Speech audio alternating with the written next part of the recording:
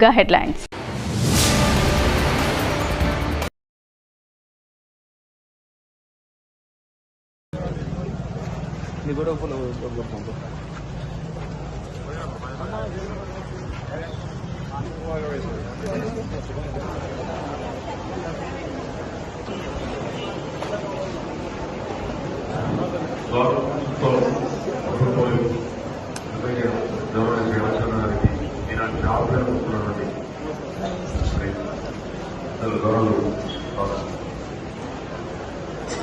ప్రభుత్వ ఆధ్వర్యంలో జరుగుతున్నటువంటి జాబ్ మేళాకి ఇచ్చేసినటువంటి వేములవాడ దానికి స్వాగతం. ప్రముఖ కంపెనీల ప్రజలు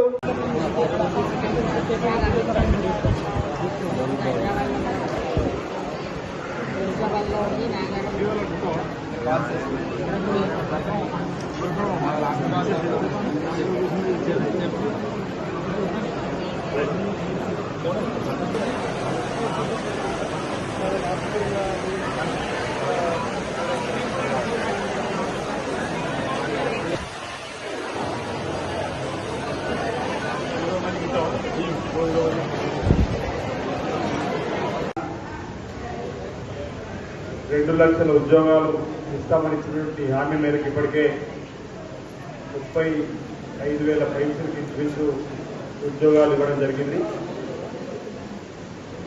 40,000 దాటిందంటే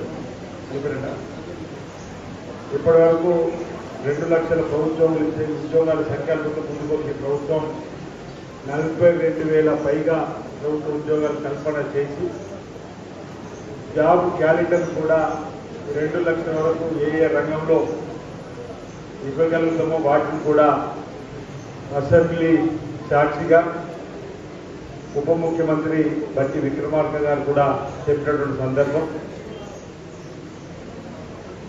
ప్రభుత్వ పక్షాన ఉద్యోగంతో పాటు ప్రైవేటు పరంగా కూడా ఉద్యోగ కల్పన కోసం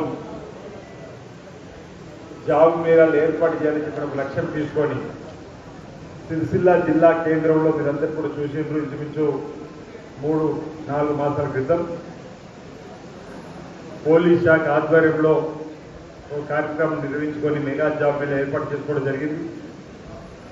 ఇటీవల వేములవాడలో కూడా ఒక మెగా జాబ్ మేళాను ఏర్పాటు చేసుకొని అర్హత కలిగిన ఉత్సాహం కలిగిన ఉద్యోగం చేసుకోవాలన్నటువంటి ఆలోచన ఉన్నటువంటి యువకుల్ని గుర్తించి వారి ద్వారా దరఖాస్తులు సేకరించి వివిధ కంపెనీల ద్వారా వాళ్ళకు ఉద్యోగులు ఇచ్చేటువంటి కార్యక్రమాన్ని ఈ ప్రభుత్వం చేపడుతున్న క్రమంలో పట్టణ ప్రాంతాల్లోనే కాకుండా మండల కేంద్రాల్లో కూడా ఈ జాబ్ మేళాలు ఏర్పాటు చేసినట్టయితే గ్రామీణ ప్రాంతాల్లో ఉన్నటువంటి యువకులు కూడా